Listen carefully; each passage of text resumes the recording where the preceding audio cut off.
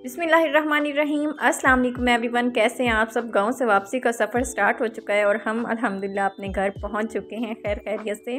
और आते ही जो सामान है वो शेल्फ़ पे भी खेल दिया था क्योंकि अब और जो है वो बहुत काम करने वाले थे, तो मैंने कहा इसे आहिस्ता आहिस्ता समेटूँगी। और ये मैंने चाय का पैन लिया था क्योंकि पहले का जो पैन था उसका हैंडल जो है पकड़ने वाला वो टूट गया था, तो पकड़ने में मुश्किल होती थी। तो पहले मैंने सिल्वर स्टील का लिया हुआ था, तो इस बार मैंने जो है वो सिंपल मतलब स्टील में लिया था ताकि अंडे बॉईल करते हुए या मतलब पानी बॉईल करते हुए जो है वो पैन जो है वो ब्लैक हो जाते हैं सिल्वर स्टील के। तो मैंने एक जो है वो स्टील का ले लिया था और बाकी जो है सामान मैंने अभी शेल्फ़ पे बिखेरा हुआ था। मैंने कहा आहिस्ता आहिस्ता जो है इसको समेटूँगी ताकि शेल्फ़ जो है वो भरी भरी ना लगे। अगर शेल्फ़ जो है वो भरी भरी लगे तो काम जो है वो आसानी से नहीं होता। तो फिर गाँव से जो मैं दूध वगैरह अक्सर मतलब साथ ही लेके आती हूँ और गोश्त जो देसी मुर्गी का वहीं से मिलता है। साथ में मैं साग ले आई थी बनवा के अम्मी से, आपको लास्ट व्लॉग में दिखाया होगा साग की, शायद आपने वीडियो देखी हो। तो मैंने साग जो है वो फ्रीज़ करवा लिया था, साथ में दूध फ्रीज़ करवा लिया था और आते ही सबसे पहले मैंने इसको फ्रीज़र में रखा।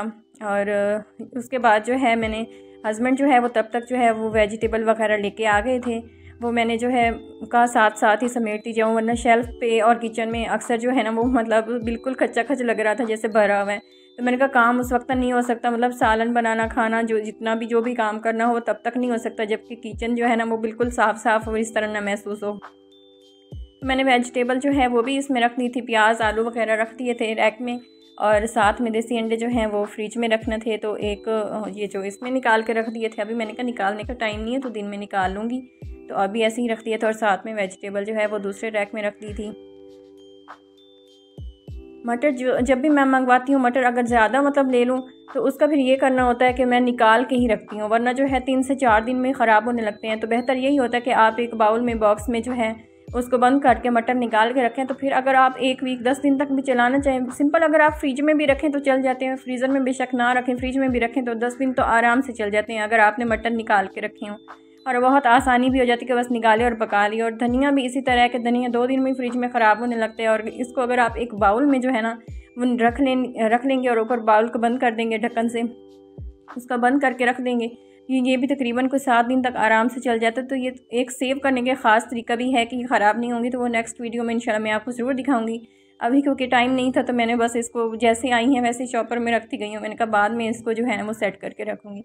और गाँव जाने से पहले इस तरह के काफ़ी डिब्बे और काफ़ी जो चीज़ें हैं ना वो मैंने बाहर निकाल दी थी, मतलब फेंकती थी, क्योंकि मुझे लगा था कि ये एक्स्ट्रा मेरे पास पड़ी हुई, तो मेरे पास ज़रूरत की मतलब काफ़ी हैं जो यूज़ हो रहे हैं, तो ये एक्स्ट्रा मैंने फेंक दिए थे। और अब आके मुझे हो रहा था कि ये जस्ट जो 3-4 मैंने बचा के रखे थे ज़रूरत से ज़्यादा एहतियातन रख लिए थे, तो अब मुझे ये भी कम लग रहे थे। क्योंकि हम इसमें ड्राई फ्रूट रख सकते हैं या मतलब ये जो पत्ती के डिब्बे हैं ये भी बहुत हमारे काम आ जाते हैं। ये खाली जैसे चाय की पत्ती के डिब्बे हैं तो मैंने इसको संभाल के रखे हुए थे 3-4 डिब्बे। और ये साथ में मैंने जो है ये मिश्री जो है पिसवाई थी।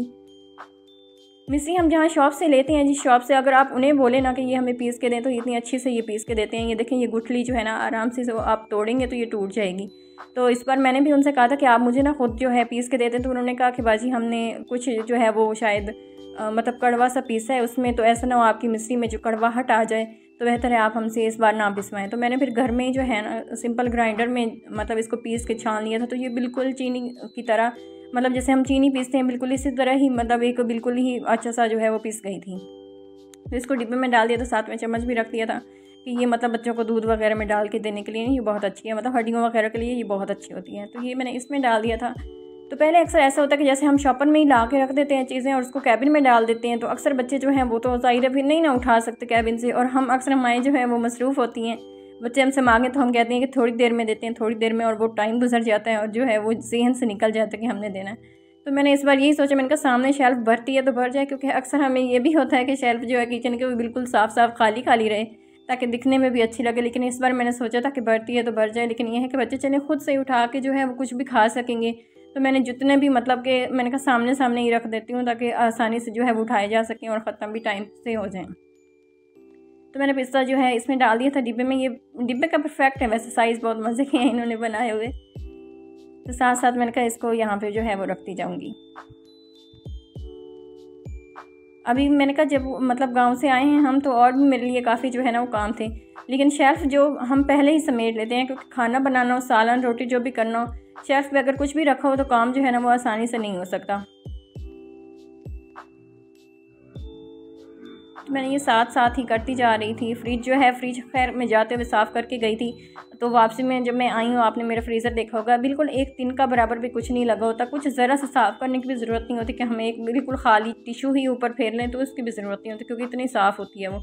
तो मैंने आते ही बस सब कुछ जो है वो फ्रिज में रख दिया था, दूध वगैरह, तो कुछ उसको साफ़ करने की ज़रूरत नहीं थी क्योंकि हमारे यहाँ तक तकरीबन कोई 5 से 6 घंटे का सफ़र है। लेकिन दूध अगर हम कभी वहाँ से लेके आते हैं तो सर्दियों में तो बिल्कुल जमा का जमा होता है। अभी मैंने कब बॉईल कर लूँ, लेकिन वो बिल्कुल ही बोतल जो है वो जमी हुई थी, बिल्कुल भी खुली नहीं थी। और साथ में यहाँ इसमें मैंने रख दिए जी अखरोट, और अखरोट इस बार मैंने कागज़ी अखरोट लिए थे क्योंकि जब पहले लेते हैं तो उसको चलें तोड़ना नहीं पड़ता, वो आसानी से जो है वो ख़त्म हो जाते हैं। लेकिन इस बार मैंने ये लिए ताकि बच्चों के लिए ना एक एक्टिविटी भी हो जाती है कि बच्चे कहते हैं अक्सर मम्मा हम क्या करें क्या करें, तो ये जी तोड़ो, मतलब ये तोड़ो और खाओ, तो ये भी बच्चों के लिए एक एक्टिविटी हो जाती है। तो मैंने इस बार जो है वो मतलब कागज़ी अखरोट लिए हैं। तो बस ये मैंने रख लिया था। साथ में जो है वो वहाँ से मैंने बाकी जितनी भी चीज़ें हैं मैंने कहा उनको शॉपर में डाल के रखती हूँ, तो साथ साथ ही बढ़ती जाऊँगी।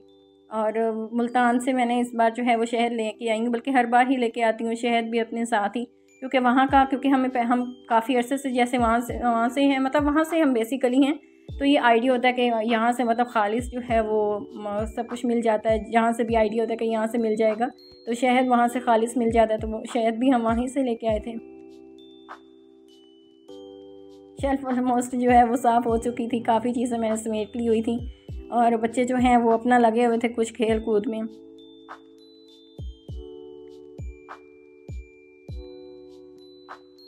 मैंने कई इजाफ़ी चीज़ें जो हैं वो उठा के उसको साइड पे कर देती हूँ, और जो बस ज़रूरत की चीज़ें हैं वो ही सामने रखूँगी, ताकि जो है वो जब मतलब चाहिए हों तो फिर इधर उधर देखना ना पड़े, बस साथ ही जो है वो मिल जाए वहाँ से।